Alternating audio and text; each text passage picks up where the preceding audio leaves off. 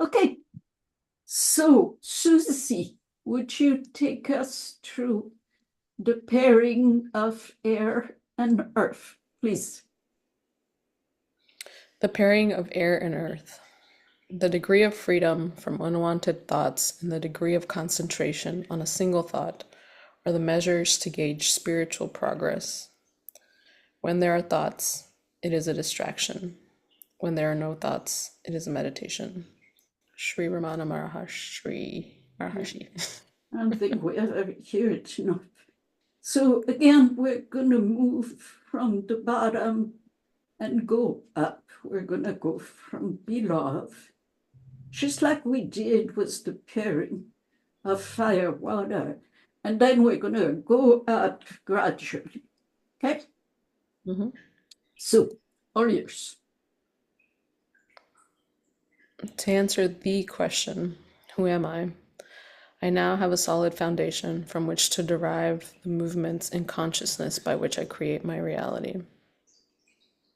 1. Solid core of elements into knowledge. From the solidity of an element, I can deduce the corresponding instruments of self-knowledge. For example, from earth comes the body, from air, metal comes the mind. Does that make complete sense to you?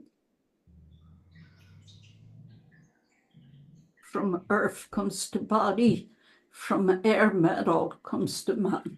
Does that resonate? Okay. Mm-hmm. So let's Maha, it may continue. be worth mentioning that the reason it has metal there is that in Taoism, they don't have an element of air. They call it metal, but it is air.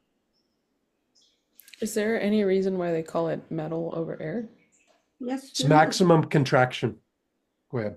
Yeah, because if you look at the creative cycle of Taoism, which is used in traditional Chinese medicine and feng shui, then first you have wood, which creates fire.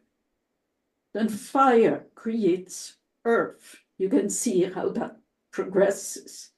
Yes. Then earth creates metal. So in that way of understanding, earth creates metal. In the way that East understand it, air creates earth. So there is a connection. I see it. And then from metal creates water, and water creates wood, and on you go. That's the creative cycle.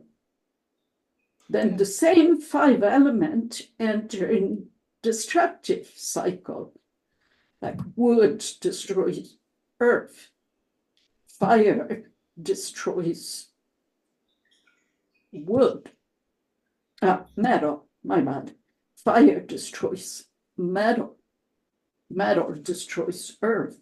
So it all goes in connection, and that's how we create. That's also how we destroy. Yeah, Does that make sense, Susie? it does. Cool. Okay, then. Knowledge into a conscious archetype.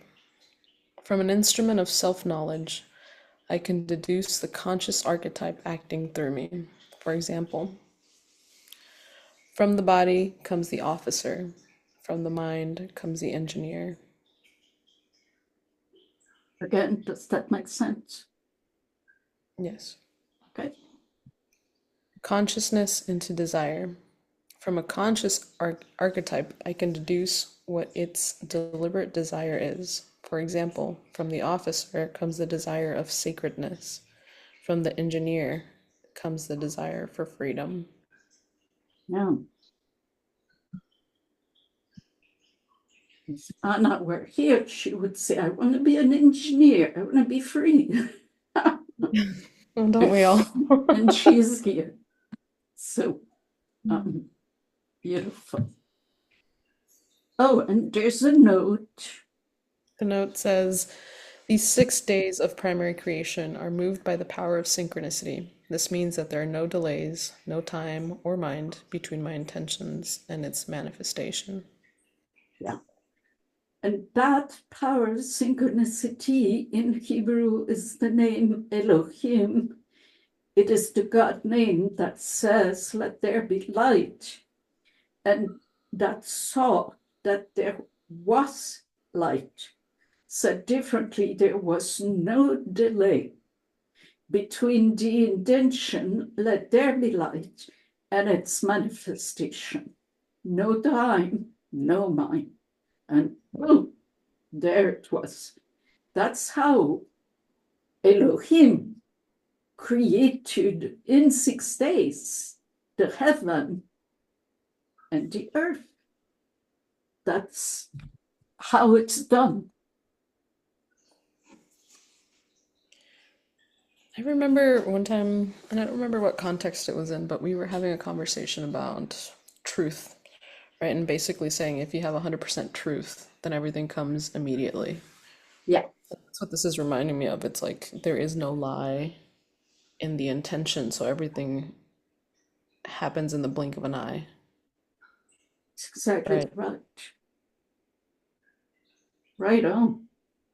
So as soon as a snake belief comes in,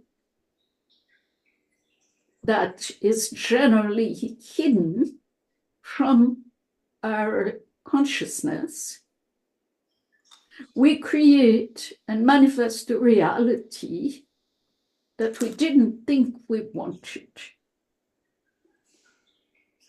Okay. Mm-hmm.